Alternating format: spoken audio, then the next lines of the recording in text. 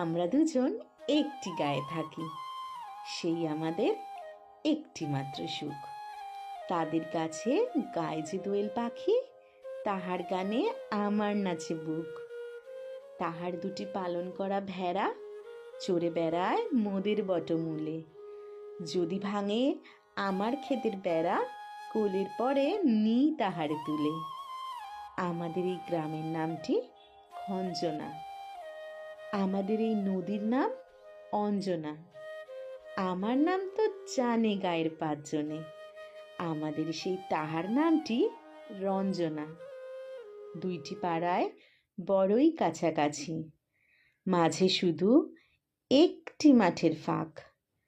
তাদের বনের অনেক মধুমাছি, মোদের বনে বাঁধে মধুর চাক।